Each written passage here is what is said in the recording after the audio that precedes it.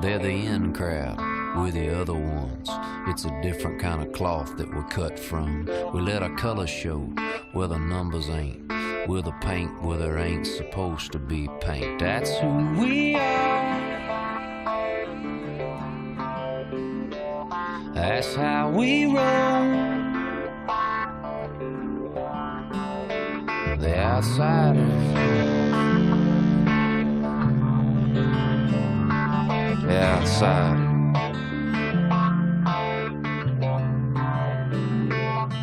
I will get high and I'll never get stained when we saddle up and ride 'em in the pouring rain. When a junkyard dog with an alley cat, keep the wind in the front and the hell out of back. That's who we are. I'm talking walk and walk wide open rock. That's how we roll. Back to the wall, a band of brothers together along the outsiders.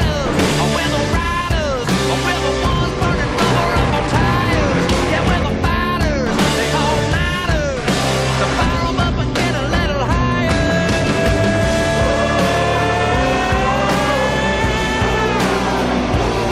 The outsiders. The outsiders. You're gonna know who we are.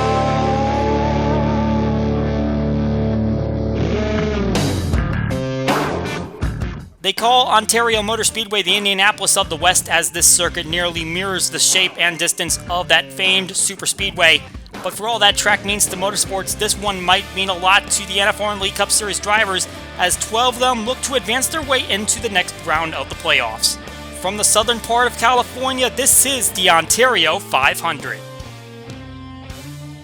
Hello again, everybody. I'm Colin Denton with RVN, and welcome to the 21st race of the Elite Cup Series season at Ontario, a track we've been to before. Last time around, it was in the middle of the regular season. This time, it is in the playoffs, which carries a lot more significance because we got 12 drivers that are looking to advance their way into the round of 8. And after the last race at Simtel Park, Reese Butcher was able to steal it away from those drivers, and no one has been able to claim their spot in the round of 8 yet. And it is big for a lot of these drivers because 5th back to 12th are separated by 20 points. So a good day here can go a long way. And by the way, we've got 4 Super Speedway winners in the field from this season. Amethyst Ashley, David Davidson, Julio Caesar, and Philip Fry, all Super Speedway winners. And they're hoping that they can make it 2 here today at Ontario. But it's going to be a long and grueling task because we know that there was a lot of issues with the pit entry last time around coming to this circuit. And hopefully we're not going to see some of those same issues, but we will have to see. We got 40 laps to determine it. Taking a look at where we're coming from, Simtel Park. We'll be back in Wisconsin for our next race at Milwaukee Mile, but we head to Ontario for the second time, and for the second time we're in California. Ontario just a few miles away from Fontana Auto Club Speedway and also from the former Riverside International Raceway, and this track has played host to numerous IndyCar and NASCAR races back in the 70s. We'll take a look at our test car on track so you get a feel for what it's like to drive around this circuit. Going down into turn number 1, over 9,000 RPMs, you're going to be hitting that rev limiter. That tachometer is going to be blinking red almost every time you get to the end of the straightaway. Breathe the throttle through the corners into that short chute and then right back onto the back straightaway. And obviously the draft is going to be a major factor in this event. Maybe not as important in the truck series. Those trucks really punching a big hole in the air. These cars are a little bit more aerodynamic, and they're not going to be punching as much of a hole, but you can definitely get an advantage getting somebody's slingshot going into these corners. You want to stay right down on the line. Going through turn 4, it's a little bit different looking. We'll discuss that a little later in the broadcast, but definitely a lot of improvements made here at the racetrack, and that is a lap around Ontario Motor Speedway. And we'll see if the Elite Cup guys can manage it for 40 laps.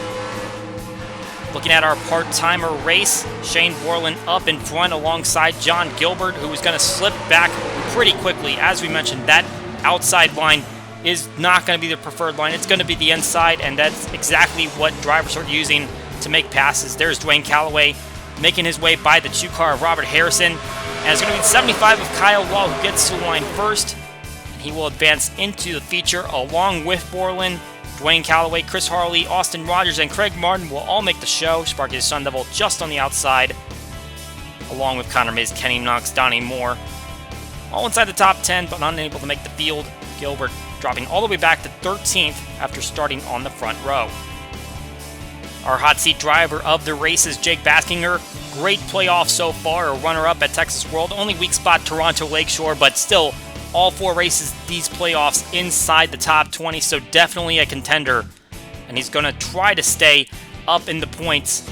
He's currently 4th at the moment as we take a look at those standings. John Arndt at the top, Philip Fry at the back, but realistically, there is so little separation between those drivers at the cut line.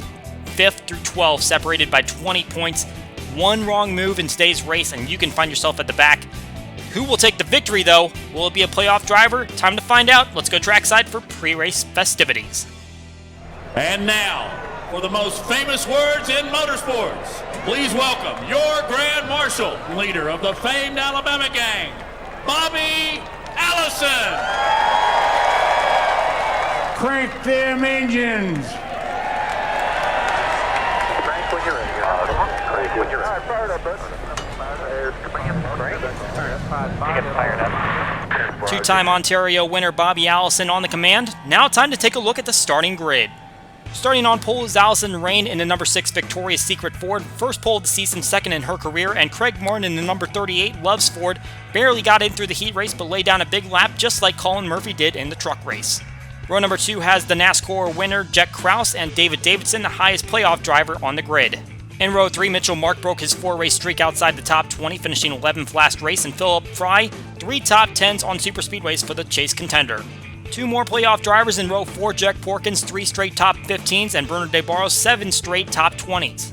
Rounding out the top 10, Noah Carr's 2 top 20 finishes on superspeedways this season at Dale Jr. Fan 88-83, runner-up at Zen Joltis. In row 6, Chris Harley has an Amateur Cup victory at Pigs Cliff, and Eric Monaco, 2 top 10s coming on tracks 2+ miles in length. Row 7 has Chaser Amethyst Ashley, top full-timer on superspeedways with a victory at Pigs Cliff, and Stephen Willie high on momentum after back-to-back top 3 finishes. Row 8 has the bump draft and runner-up Tyler Markell alongside Reese Butcher, 3-time winner after his victory at Simtel Park.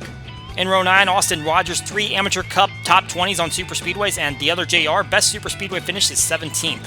Just inside the top 20, Chaser Adam Mundinger has 2 top 20s on superspeedways, and Eli Bright best superspeedway finishes 19th. 2 more chasers in row 11. William Brock finished 6th at Simtel Park. Stuart Gratton has 2 superspeedway top 5s. In row 12, it's Nick Smith has 2 top 5s at Zen Joltis, and Cody Hagan, the final practice leader, has finished outside the top 30 3 times at superspeedways. A couple of superspeedway winners in row 13. Kyle Wall won the Amateur Cup race at Bump Drafton, and Rampage won this event last season. Row 14, Chaser Jake Baskinger working back-to-back top 10s, and Brad Stover, the runner-up at Pigs Cliff. Row 15, Noah Ponzer, his best season finish of 6th came at 8 Bull, and Gerard Irwan has 1 superspeedway top 20. The season opening winner, Julio Caesar, inside of row 16 alongside Shane Borland, who has 3 top 10s on superspeedways between this series and the Amateur Cup. Row 17 has Dwayne Calloway, got a 6th place finish at Pigs Cliff, and Ryan Baden, no top 30 finish since his Peoria win. Current points leader John Arndt on the inside of row 18, no top 10s on superspeedways, 6 top 20s in 10 races though. Jonathan Rains alongside finished 8th at Pigs Cliff. Row 19 consists of Aiden Shepard, 2 superspeedway top 10s, and Rambo, who's finished 27th in the last 2 races. Zachary Fitzwater Sr. in row 20 has the worst average finish among full-timers on this track type, and Dominic Carranza finished 8th at Columbia. And in the final row, it's NASCAR Fan 19, 2 runner-up finishes on superspeedways for the Chaser, and Caleb Campbell, 2 top 10s on this track type.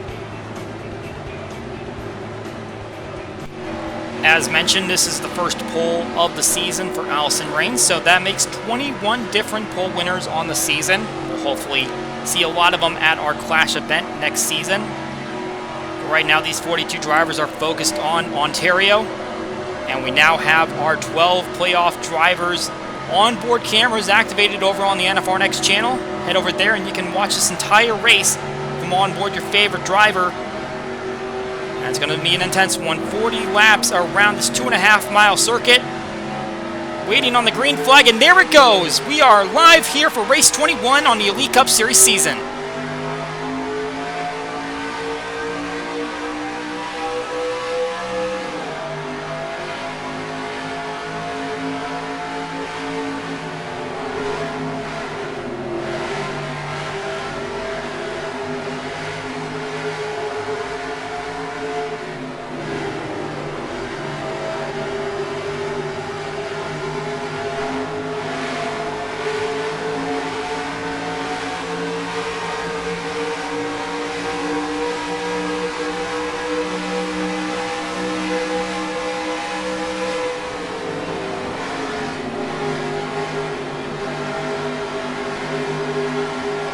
Well, exactly what these drivers feared about this racetrack is happening to Philip Fry right now as he's on the high outside through these corners, and look at him getting past right now. He started up in the top 10, and he is sliding backwards in a hurry. The way they started the race, he was only a point back of the cut line. Now he is 22 points back of the cut line. So right away, he's going to have some work to do if he wants to get back into contention. Allison Rain led the first lap, but Craig Martin immediately shoots through in turn 1, grabs the lead, and Jack Porkins making contact with the outside wall. That was a pretty heavy shot. And right there, a bold move by Ashley to get by Noah Carson, now trying to take advantage of the 04, getting into the wall, losing that momentum down the backstretch. But at the moment, she has no drafting help as the 44 stays with the 04. And it looks like she's going to have the advantage going down into the corner. The 04 just lost too much speed going through that short chute, but that's going to be a cause for concern for the 04 car. But it doesn't look like it's going to cost him too much as now he slots in the line. The front group seems like they've gone single file, while the back group is a little bit more double file. The truck race was a little bit more packed up, but like we said, the draft is going to be a little bit different between these different race cars.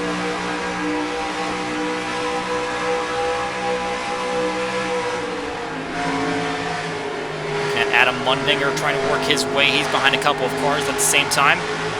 Oh, big shot there. Chris Harley, and then Amethyst Ashley right behind him. And Jack Porkins will go back to that spot, and Bruno De Barros, Ashley's teammate, is going to take over another spot. And here comes William Brock.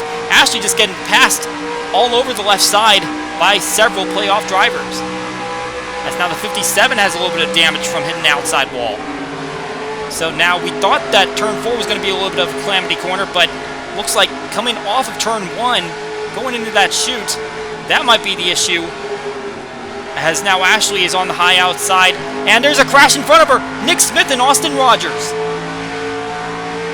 And the 18 catches a little bit of air, but he's going to drive away as the 10 of Austin Rogers comes to a stop up against the wall. And the leaders will take the caution. Craig Martin apparently out in front.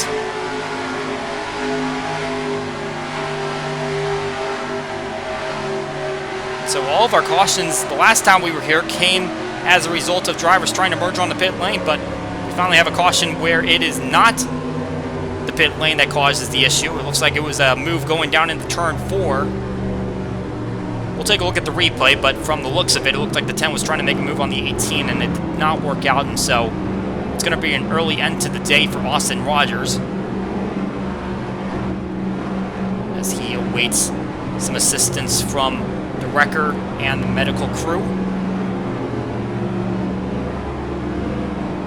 But these drivers now at pace speed. For the first time today, Truck Series went caution-free through their 20-lap event, and only 3 laps into this one, and we've had an incident.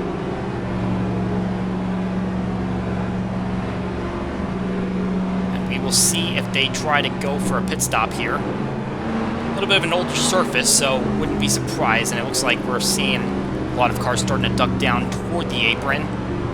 So I imagine we're going to see pretty much everyone in here, and they're going to more than likely take 4 tires. Like I said, it's an older surface. More than likely going to be a lot of tire wear.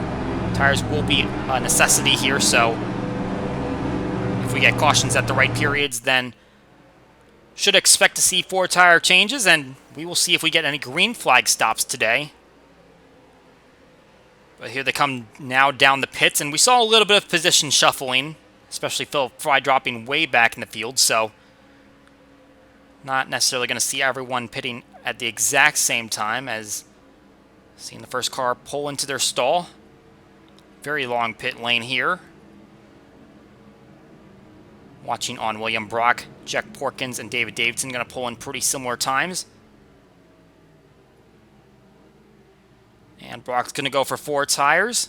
And they're setting up tires for the other crews. So should see 4 tires across the board here. Oh, and I'm seeing some contact on the middle of pit lane. Several hits for Jake Baskinger. Another one coming from Cody Hagan. The 84 has taken several shots. Had a good vantage point from up here in the tower. It looked like he got released, and then someone else coming in, striking him, and then there were several other cars that made contact with the 84 before he got off pit lane. As we see the race off pit road, Craig Martin retains the lead. Allison Rain lost a couple spots, but 4 tires across the board.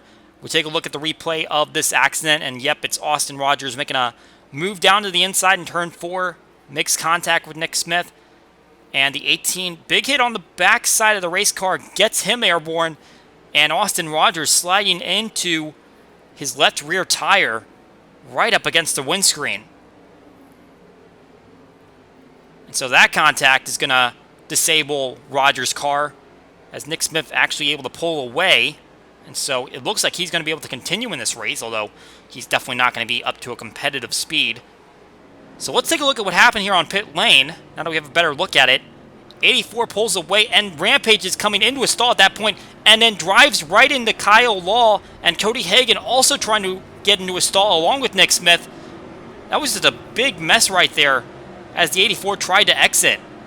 Well, right on board, he's our hot seat driver. Look at what it looks like from inside his car. Big news for a driver who hasn't finished outside the top 20 in these playoffs.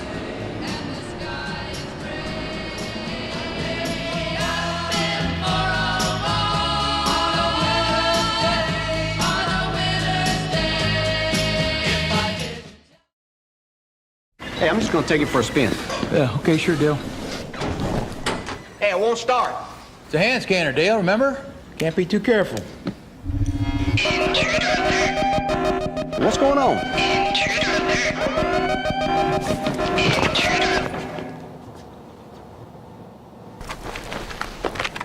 Dad? I just wanted to test drive. Unbelievable. Is that a no?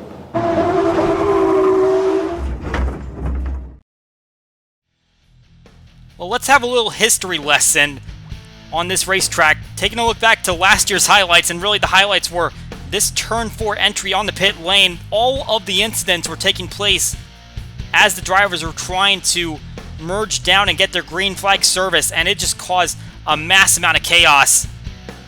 Took out multiple drivers. And so there have been improvements to how they enter pit lane now. You can see they've got more of an apron there. They'll merge down into what is more of a drag strip now. This is a multi-use facility. They'll have a little bit more of a padding to enter pit lane, get down to speed. And that should hopefully cause a lot less issues if drivers need to make a green flag stop. But our first caution comes out in turn 4 for a non-pit issue, as Austin Rogers now drops out of the event after contact with Nick Smith. And he takes a heavy hit into the outside wall. Green flag back out. Greg Martin gets a good jump, but someone did not get a good jump, and that would be the 84 car of Jake Baskinger, and as we expected, big contact on pit lane, and he did not come back down for a second stop, so he is running with the damage that he incurred from that hit, and as you'd expect, it's holding everyone up as he's trying to get out of the way. Certainly has the awareness that his car is not up to full speed, but still going to cause some issues with John Arndt, now the first car right behind him and boxed in by everyone else at the back of this field. The 05 is not going to appreciate that one. Came in as the points leader, now ducking down to the inside, trying to get back with the pack. And the 18, who was involved in that first incident, was able to get away from the 84, taking that big shot really off the back end of the 75 of Kyle Law. That's what really did his front end in. And we're now seeing the 57 coming down the pit lane under green, and we're hearing it is a passing penalty on the restart, and I would have to imagine it's because of the 84. We're taking a look at the onboard now, and yeah, she just dives right underneath the 3 and then passes several more cars, and everyone just trapped on the outside with Jake Baskinger trying to get up to speed and not happening. What I'm really surprised about, though, is that she's the only one getting penalized when there were definitely some more cars going with her, and I would have to imagine that the rulebook states that if you pass on the inside of the car directly in front of you, that would be the penalty, but several cars followed Ashley, not past her, and so they are going to be fine and got an advantage off of Baskinger being slow, while Ashley would be the one that gets penalized. Oh, and back in turn 4, another incident. This time it's Julio Caesar. And a second accident. Here is Zachary Fitzwater Sr. up in the air. And more cars going to drive into it. Kyle Law, the other JR. Among those getting contact is now the 9 car stalled out in the middle of the track. The big story here, the 0 of Julio Caesar. playoff contender. He's definitely going to have some damage, but it doesn't look as severe as the cars in front of him. The other JR really plowed into a stalled race car. I believe it was the 9, or maybe he got into the back of the 75. Going to have to look at the replay on that again. Unfortunately, Fitzwater was just driving by that accident and then suddenly saw him turning into the outside wall. I believe Dale Jr. fan 88-83 and Jonathan Rains were also involved in that. And there's no cars. I believe that was the other car that was spinning with Caesar. So he's got some damage. And I believe he also made contact in that second portion of the wreck. Yeah, you can see he's got damage on both sides of his race car. Have to see if he can get that fixed up, if he can get back into the field, or else he's going to have to go behind the wall.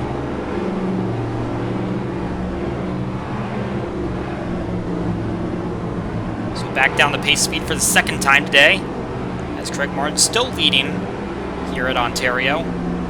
He'll lead this whole group back in the pit lane. Once again, everyone coming down for service.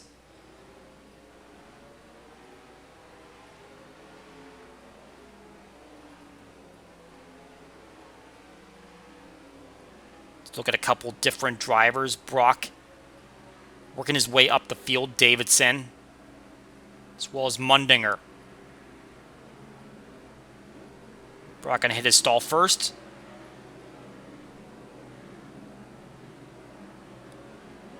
And it's going to be 4 tires for Brock. Mundinger at his stall and tires at the ready. Looks like it's going to be 4 for him, and would imagine for pretty much everyone else in the field as well. Ran a couple laps on their green and certainly can get the benefits of those Goodyears on your race car. And once again, it's going to be the 38 that gets off pit lane first. Looks like a little bit less drama. And the front 4 actually maintain their position as Tyler Markell drops a couple spots to DeBarros and Mundinger. Eli Bright jumping up 3 spots. So let's take a look at this incident. And I believe there was a little bit of contact there between Mundinger and DeBarros, but it's the contact between Caesar and Cars. Pretty much similar to what we saw before with Rogers and Smith. Only this time, Caesar's going to strike the wall first, and Cars a little bit further down the racetrack. And then, as these cars are trying to avoid the incident, as I believe Mundinger might have sideswiped the 44. Yep, there's Rains and Dale Jr. fan 88-83 making contact, and they go out of frame, but did see how that incident started. The 77 and 76 making contact. There's that hit at full speed, and then we'll see 76 is already down in the apron. 77 trying to get lower to avoid the incident. And unfortunately, Fitzwater Sr., we mentioned, he has the worst average finish at super speedways, and it's only going to get worse as he takes a heavy shot into the outside wall. No fault of his own, just caught in the wrong place at the wrong time once again. Riding on his side. This is not the first time that he's had a wild ride at a super speedway. I can remember back to 8 Bowl. If I'm not mistaken, I believe he ran into the roof of Jake Baskinger. And this time he is going for a flip, and I believe we're going to see Noah Cars as his car is a little bit hard of steering. He's going to strike the 9 while it's still airborne. And then the 75 and the 98 are committed to the high side, thinking that the wreck is going to go low, and 75 is going to hit Fitzwater.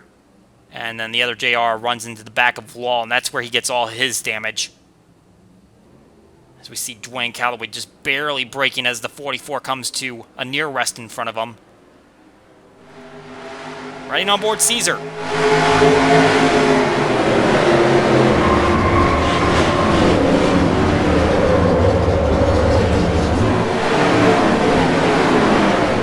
Second caution coming out only about a quarter of the way through this event at Ontario.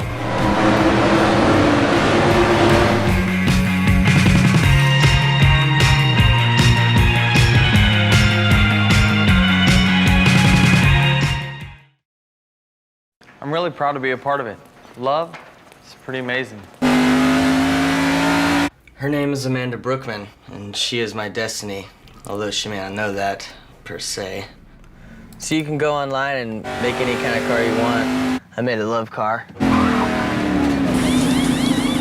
Do I think they stand a chance? I mean, who doesn't love love? I love love. What will you design? ToyotaRacing.com. Who?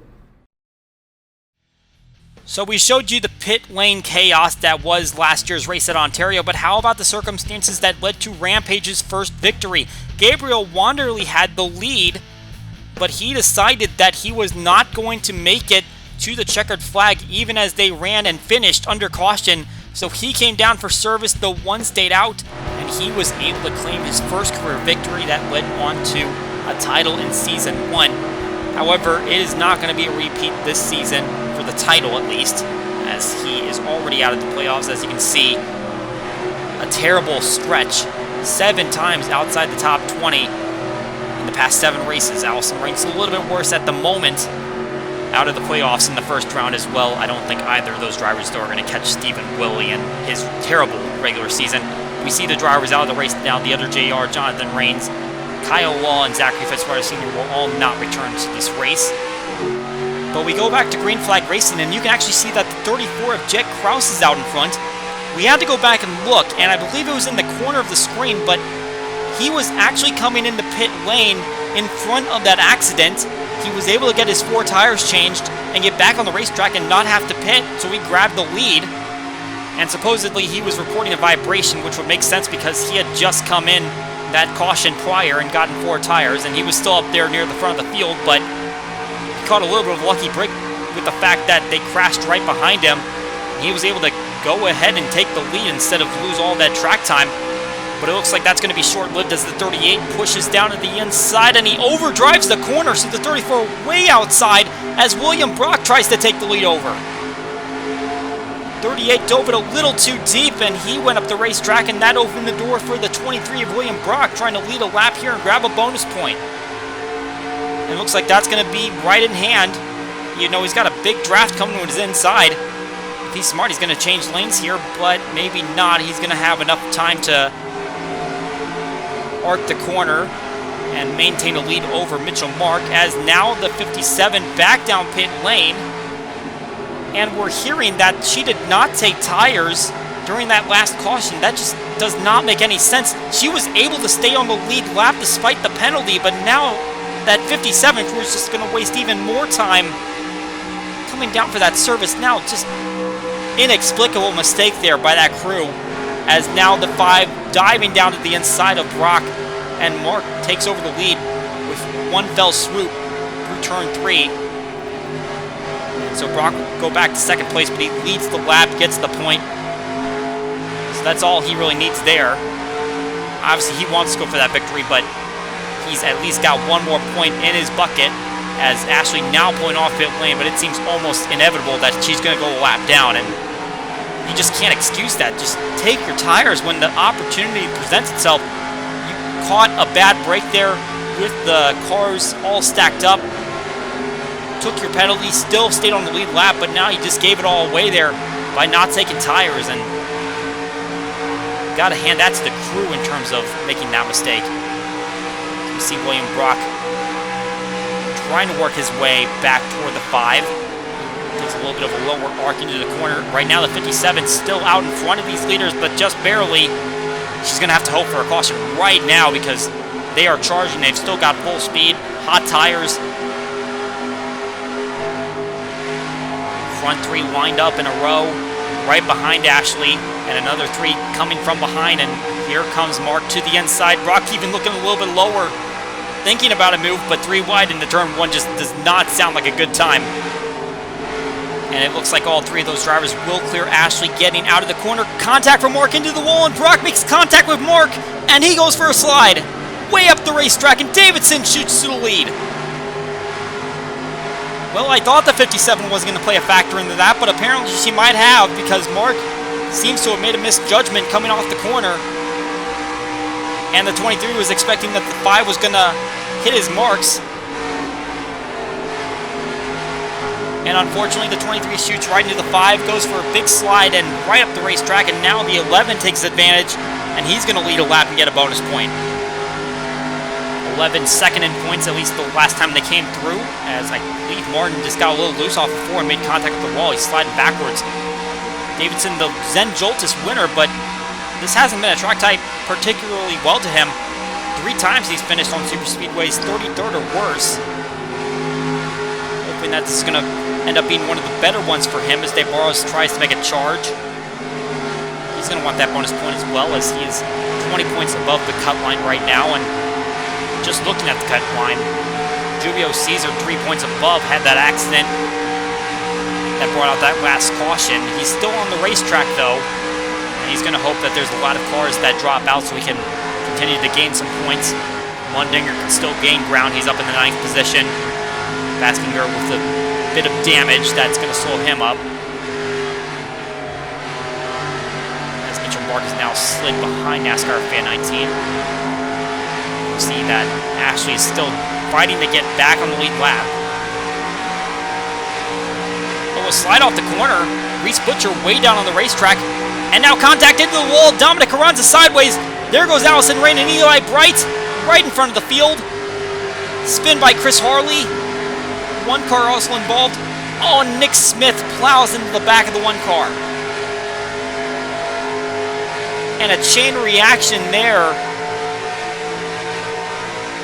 18 car now in smoke. He was the last one to arrive on the scene. Saw the 90 way down the racetrack.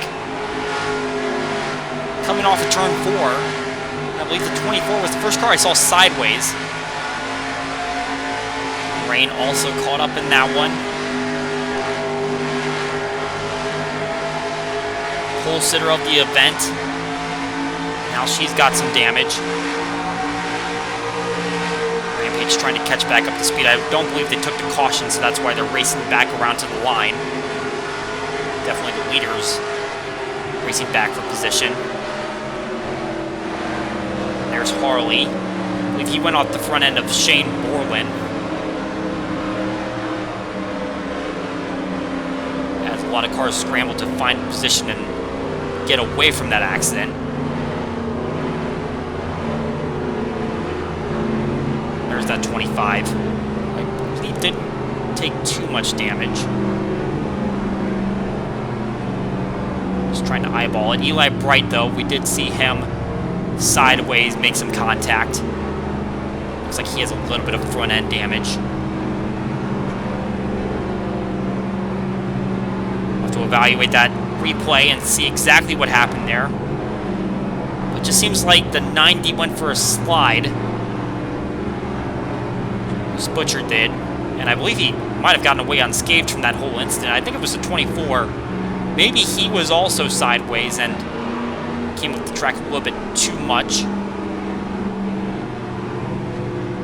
And that ended up putting him and a lot of others in the wall as we see a lot of cars coming down. I see the 78 of Philip Fry is staying out on the racing surface, so it looks like he is not going to stop here. Just an interesting play, but it looks like it might be a strategic one. Try to get a bonus point.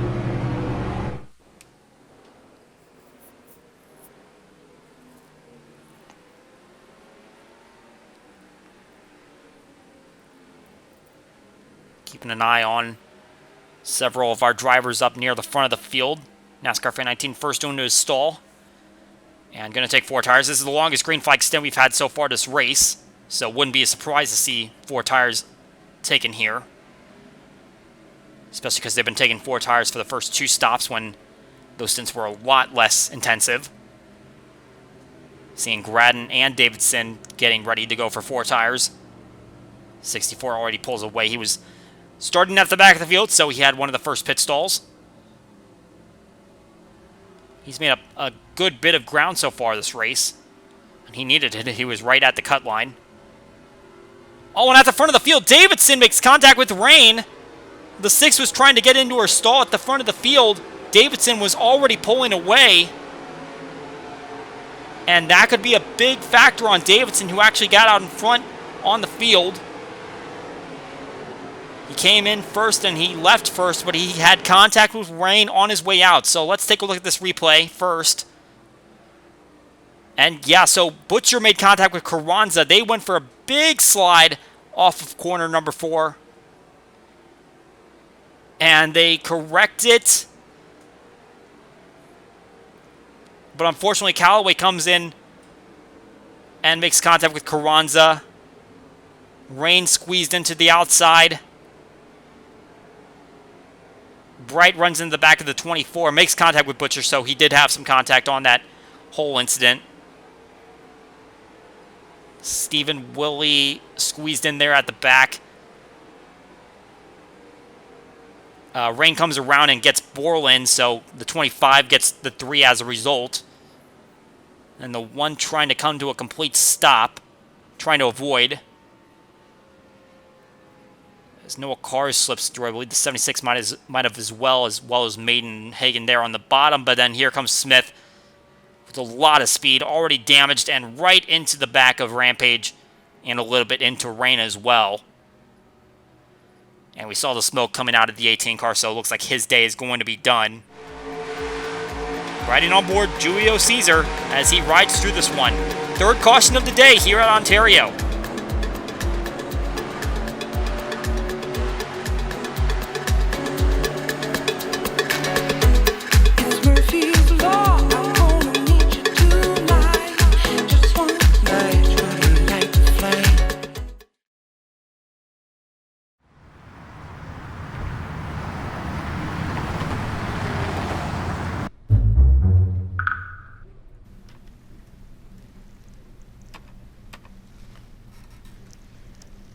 Where's the queue?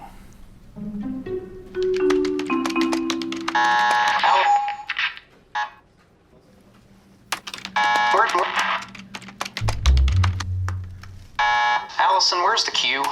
Upper left.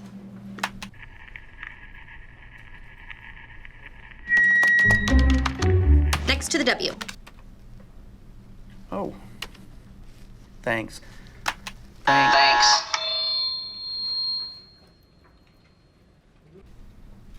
What's happened to me? It's funny that you ask. Your love and me now seem to be a grueling. If you are not currently involved in the NFRN and would like to get involved in the late stages of this season, link down in the description. You can sign up for our part-time truck series qualifying if you are not already signed up for it or involved in one of our full-time series. Deadline for race number 14, 2 days away. We return to Ontario Motor Speedway on lap 24 when the green flag comes out. Nick Smith, the only driver to drop out of the race after that accident. Everyone else that was involved is still in it. They just might have a little damage to go along with their machine. Davidson takes the green flag. Philip Fry did lead a lap, then came down for pit service. So grabs a bonus point, but as you can see, he's still bottom of the chart, 36 points behind. So it's going to be a big uphill task for him to get back into contention here. And you can see Davidson struggling to clear Ashley as the 57 gets out in front. So now she's technically back on the lead lap, and that allows Martin to go down and take the lead over. So once again, Ashley causing some havoc as she fights to get back on the lead lap, which she has plenty of right to do, but certainly a situation that could have been avoided if she had just gotten the tires when she had the opportunity to. And trouble back in turn 3. Stephen Willie up on his side. Chris Harley also involved. And the caution has not come out. I am very surprised by that. The 62 is fully on his side, going on the wall. And we're going to stay green. I guess no one technically went around, but the 62 caught some major air there. And let's look back at that one. So the 62's on the high outside, no grip in that groove. 3 comes in with a big slide, nails him in the left rear. 62 hits the wall. He is upside down. scraping against the catch fence, the wall, grinding sparks against the pavement, and he'll get back on all four tires, but they continue, and they don't call a caution flag for that. I get it. No one necessarily went around, but that was a pretty gnarly situation. And either way, they're going to continue racing. Craig Martin now out in front to Barrows in second, looking to make a move to the inside as Brad Stover has moved up in the third place. Here comes the 12 car to the inside for the move. And he's going to clear the 38. Is the 55 going to try to take a look? He's not going to get the lead, but he is going to get second from Martin. David Davidson trying to peek his way back in there. Pretty big separation between these front three. Barrows has a big gap up at the front, hoping that he can lead his first laps of the race and grab a crucial bonus point. Still 20 points up on the cut line. So still a big stack up in the middle of this group. William Brock leading that charge as he's in 8th place at the moment. That is one spot behind where he finished here last season. And actually, now that we're updating the leaderboard, he's in 6th, so one spot ahead of where he finished one season ago. But now we see a run and contact from Reese Butcher. Ron got by cleanly. Butcher did not, as he was trying to make a move to the inside. Now John Arndt shoots his way to the inside of Jack Porkins, who's on the outside line. Is really struggling at this moment in time as his teammate goes by on the inside as well. And it's not going to fare any better going down into this next corner. He continues to be on the outside, and his teammate joins him, but I don't know if that was necessarily the best move. Outside, definitely not where you want to be on this track, and the 29 trying to help his teammate is going to regret that decision. All in contact into the wall. Jake Baskinger, Stephen Willie. Willie just had the incident back in that corner, and now he's had another one, this time with Jake Baskinger. That looked like more of a wall scrape, so understandably not necessarily caution needed for that one, but we remain green once again as both of those cars try to get back up to full speed. Baskinger already having a rough day with that pit lane contact, just 1 point above the cut line, and now a problem in turn 2. Mitchell Mark and Ryan Maiden. And Gradden caught a piece of the 5 car.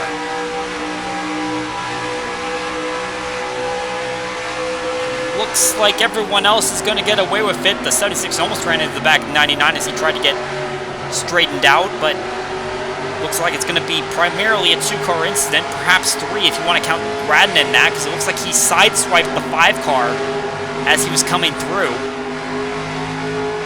And now a big tire mark on the side of the 5's door. So try to come around and grab the caution flag. 4th time that's come out. Could have easily been the 5th. And it's the Barrows that's out in front.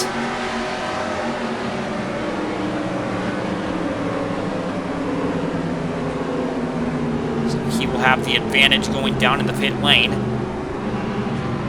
Getting into the late stages of this race, and this caution comes at a pretty precarious time. At least as we look into the fuel window. Obviously, we haven't had enough of a long run to really determine what that fuel window is, but if we're going based on practice laps, it seems like we're kind of right on the edge of that window where you might be able to make it, you might not. We'll see what the fuel economy is.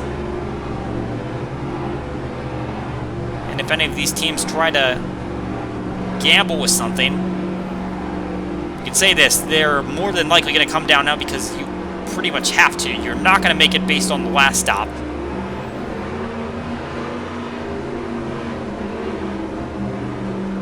Let's see if they can get these tanks filled. All the leaders coming in. We'll see if anyone's going to hang out there.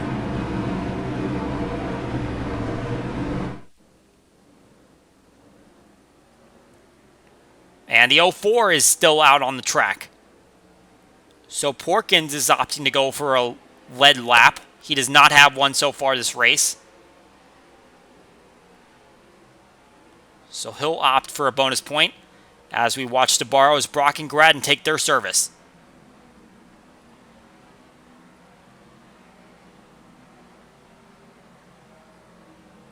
Gradden navigating some traffic as Brock is first to reach his stall among those that were watching. And it looks like we're going for some split strategy here. I say split, it looks like a lot of them are going for 2 tires. That's the case for Brock. He's going 2 rights. And it looks like DeBarros is going for rights. Gradden is going for rights. The 12 car took a long time. He's not going to be the first car off of pit lane. I wonder if he was trying to fill his fuel cell a little bit more. Just maybe not enough that it necessitated a 4-tire stop. As we look at the race off pit lane, Brock 5 spots up, and DeBarro loses 4. Campbell went for 4 tires. That's interesting. He'll lose 5 spots in the process. Let's look back on that Baskinger-Willie incident. It looks like 62 goes in deep on the 84, and obviously both cars having damage at this rate as the one car shoots by on the inside. Not quite as dramatic as Willie just had a few laps earlier, as they just scraped the wall, but a little bit of contact is going to cause him a little bit more sheet metal damage. And they grind it all the way to the exit of the corner. And the 62 a little bit more. It's the 84 trying to find a lane to shoot by. That's what it looks like on board of Baskinger.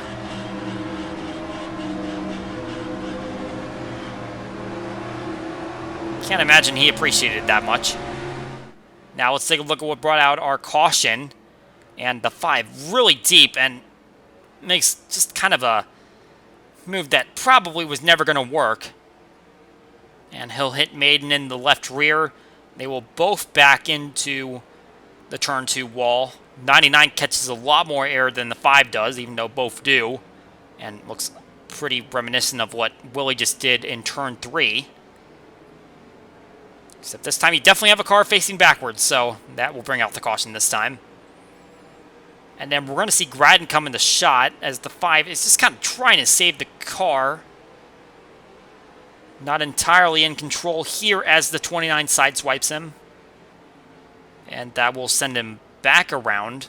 Not sure what kind of damage Gradden got because we were watching his pit stop and it didn't look like he really spent that much time doing any damage repair, so he might be fine, but it's the 4th caution of the day here in Ontario. Hopefully our final restart coming up.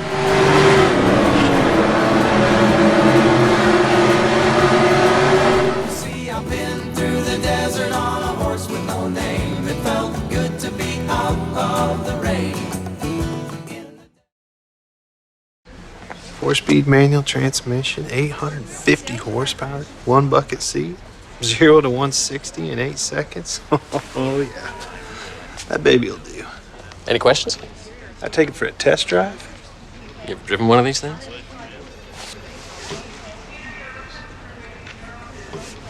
I'll get the keys. She don't take keys.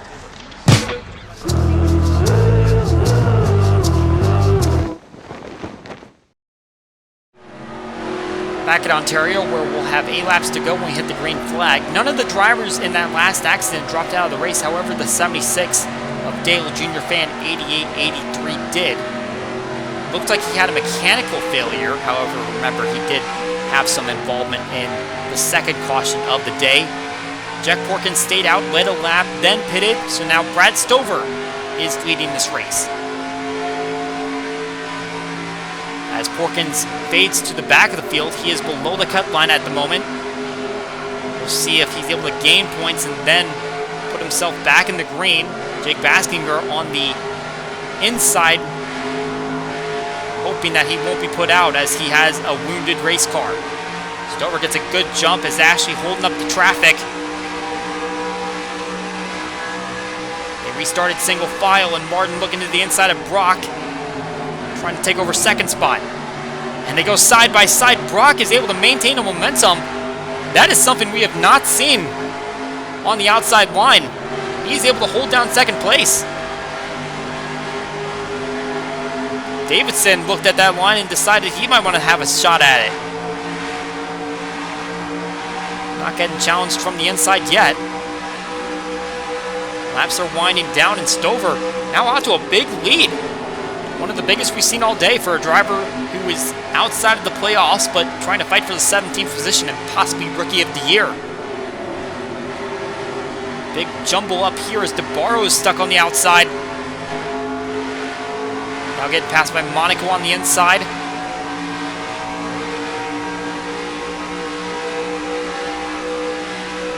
NASCAR Fan 19 able to shoot by both of them since the lap started, so 64 working his way up as he's in cut line danger. Suddenly it seems like turn 3 has momentum on the outside, as I saw Tyler Markell making a move to the inside of DeBarro's, but all of a sudden the 12 car just shot forward and maintained that position. Something to keep an eye on as these laps wind down. Still a big pack near the back of the field. Cut line down to 2 points as Porkins trying to work his positions up.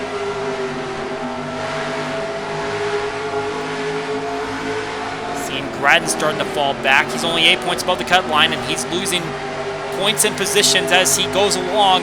Now the 6 car underneath. And Erwan right on his back. And there's Julio Caesar trying to limp his wounded race car home.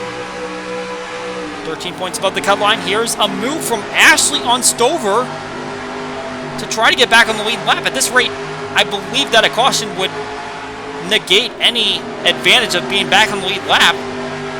So that was a big advantage for William Brock trying to get past Stover, because the 55 had a big lead there. Now Ashley has forced him back toward the 23 car. And the 55 is going to try to get right back to her. Not able to complete the move. Riding on board Brock. He's looking for an opportunity to pounce. Got the victory at Riki. And that's a track that's not necessarily classified as a super speedway, but for the racing that it provides, it kind of operates like one. And he's using the experience he got there in trying to make a move toward the front and get victory number 2, and one that will advance him into the next round of the playoffs. Side by side for turn 3. And contact!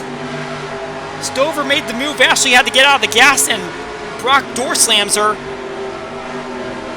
And that will force the 57 out of the way as Martin trying to get by her. She runs in the 3rd position. Her teammate DeBarro's back and forth. Still a long ways to go for him, as 4 laps to go in this race. And the one thing that's missing for Stover this season is a victory. 4 top 5s, 8 top 10s. Things just kind of went sideways when it came to getting into the playoffs. And amazingly, this is his worst track type, 25.6 average finish on the super speedways. He was a runner-up at Pigs Cliff, but all the other finishes really not that impressive. So to come up through this field and lead laps looking for that victory, this could be a big day for this driver.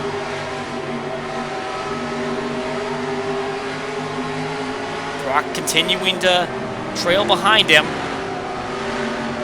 And we're seeing the 57 coming down the pit lane and a couple cars trailing her.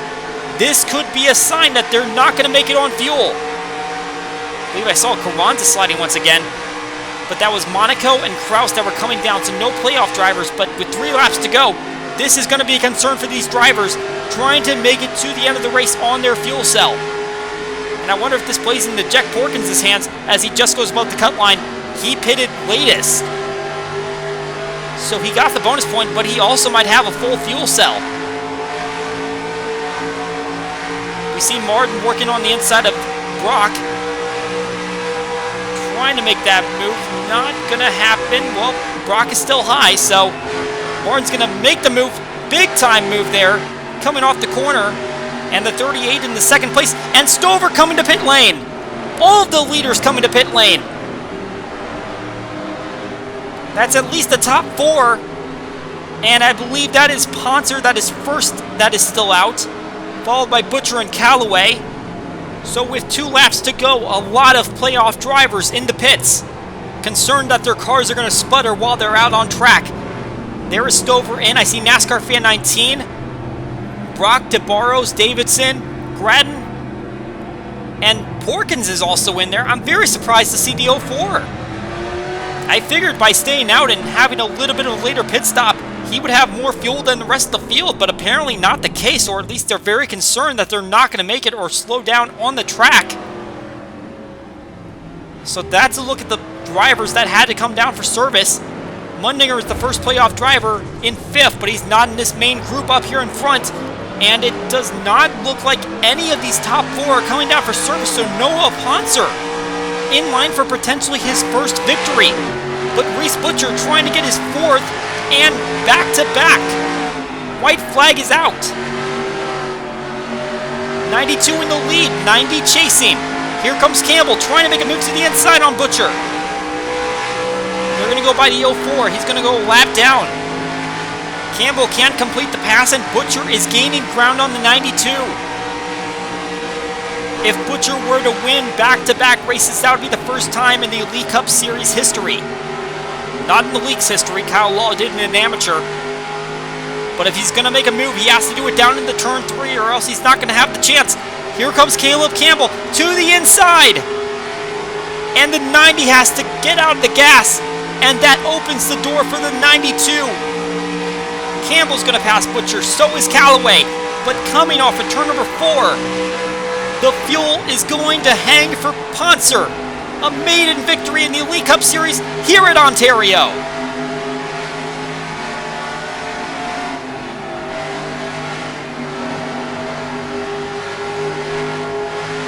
And the 0 car up in smoke. It looks like he came down for a pit stop, but now he has smoke billowing out of the car. And that's a huge development. That's going to be a lot of lost points there.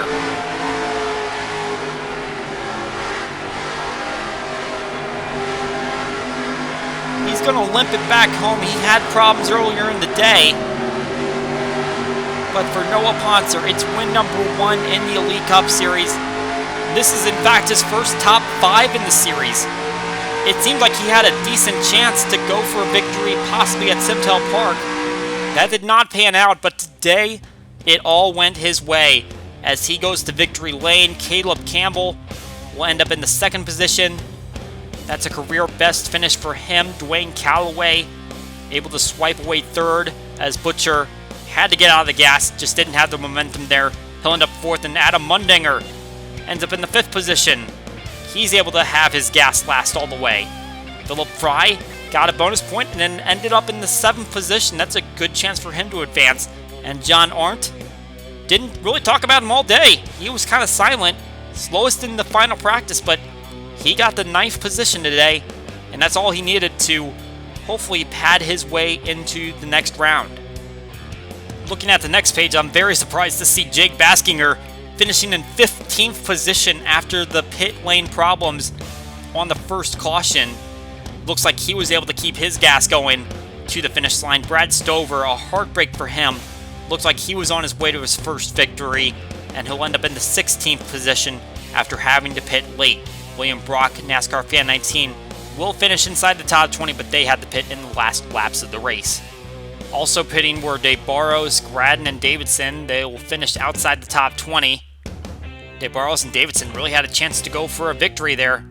Did not work out for them. And then, even further back, Julio Caesar, smoking car on the last lap of the race. Looks like he had just come off of pit lane, and you got to remember, he did have that damage earlier on, so it looks like it was just a mechanical problem just as he came off pit lane, and he still crossed the line, so he is registered for a finish. Jack Porkins did fall a lap down.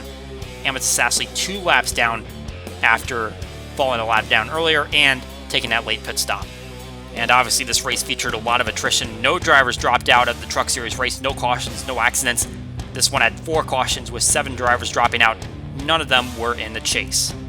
But speaking of the playoffs, let's take a look at how those points look now after that chaos that happened at the end. John Arndt manages to keep that points lead, 10 points over William Brock, and 32 points above the cut line, which now has David Davidson above Stuart Gradden.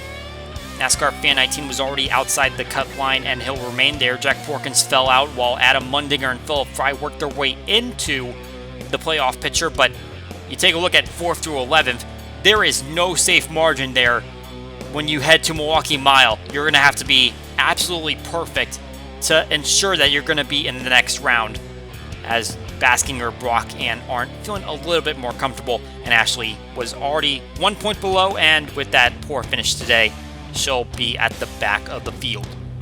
We'll show you the points for the drivers that are already eliminated from the playoffs, and it should come as no surprise that the driver that was able to avoid trouble today and finished in the 4th position, Reese Butcher, continues to extend his gap over the other 3 drivers eliminated in round 1. Outside of the playoffs, it's still Stover at 17th position, but instead of Jack Krause 1 point out, it's Aiden Shepard, as he'll slot into 18th. Krause, a little bit further back in the field, will be 19th in points now. Meanwhile, Noah Poncer's victory skyrockets him from 27th to 22nd in the points. And further back in the standings, unfortunately, Stephen Woolley has fallen off the page that includes the rest of the full-timers. If I was Zachary Fitzwater Sr., I'd be a little concerned that Dwayne Calloway is getting pretty close. You have to remember, after his victory at Twin Ring Motegi, Calloway was 10th in points, and clearly he hasn't lost that luster, but it doesn't fare well for those full-timers. They've still got 5 more races in the season to make sure they finish at least 36th in the points. No changes in the team standings. AMI Incorporated still out in front. Just a little bit of gap widening and closing. And in the Rookie of the Year standings, it is still Brad Stover out in front by 3 points on Jack Krause. Really the only big jump that was notable in the front of the field was Philip Fry, gaining 10 points with his top 10 performance here today. So that is going to do it for our races here at Ontario. A lot more exciting and action-packed than we saw in the Truck Series. Probably a little bit more than we bargained for, but it still produced a great finish with Noah Poncer going to victory lane for the first time in his career. The next time you'll see us on track, it'll be the Elite, Amateur, and Open Modified Series at Milwaukee Mile. For NFRN and RVN, my name is Colin Denton. We will see you all next time.